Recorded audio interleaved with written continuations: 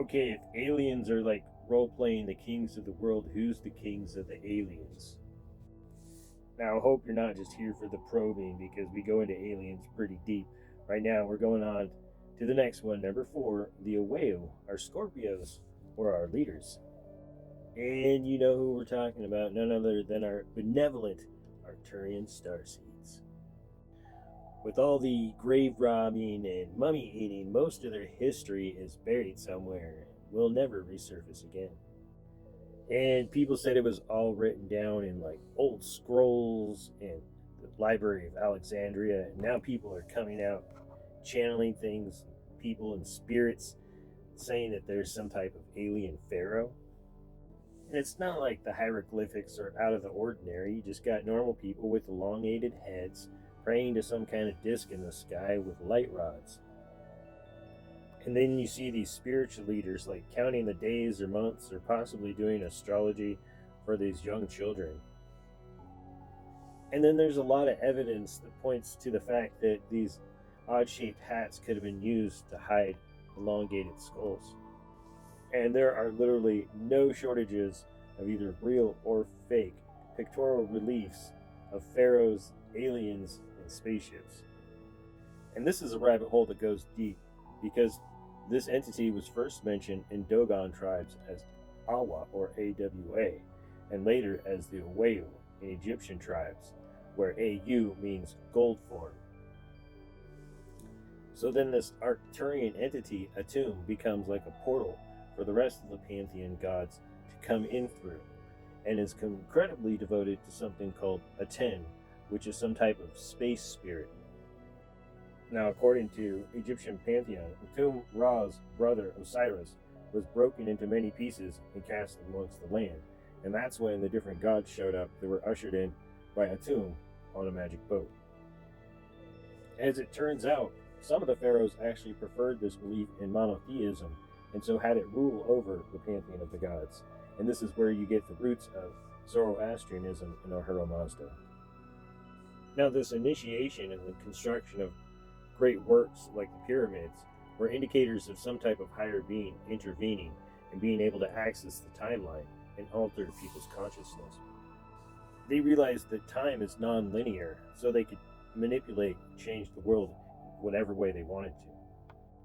Still, every night, Ra would take off in his boat to go and visit the stars until the next morning when Atum Ra would return again.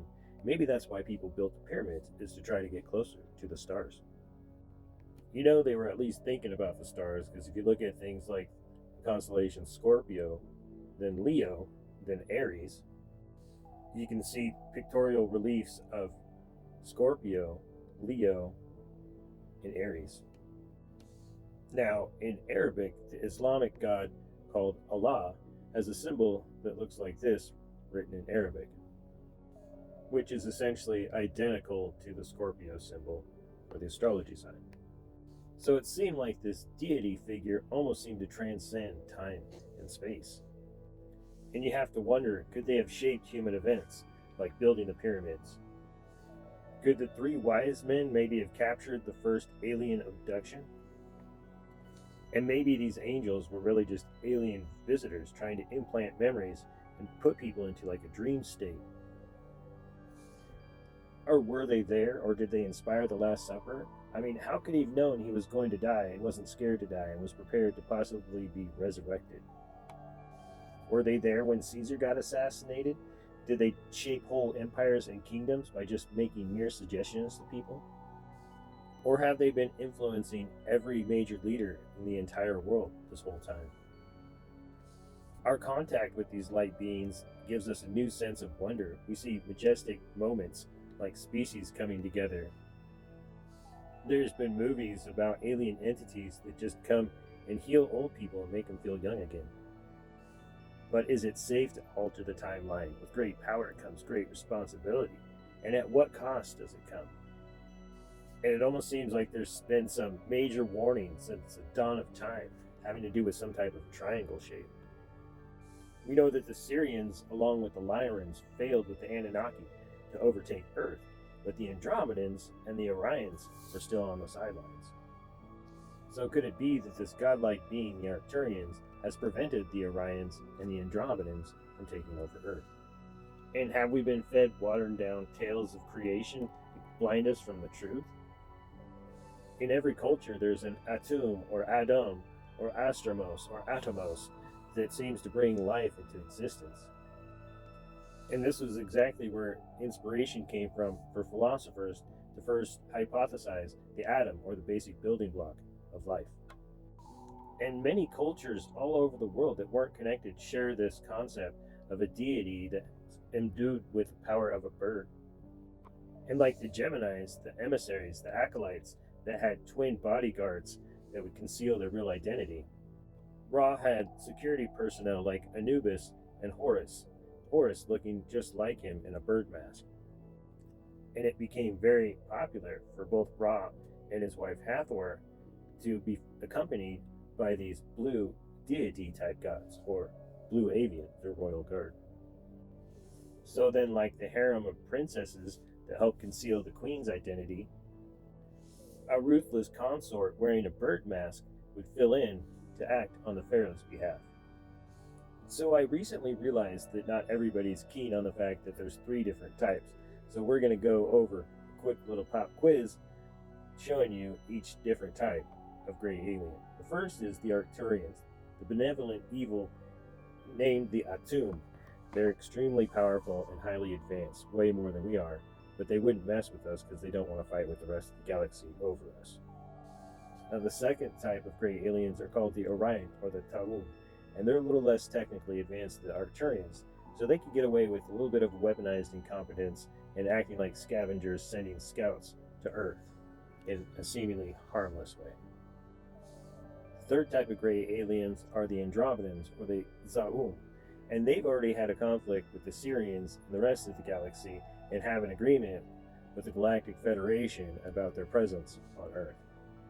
Now, real quick, these were the tall aliens from Star Wars that clone the stormtroopers and the bounty hunters. They're not good people. Who are they? That's right, the Arcturians.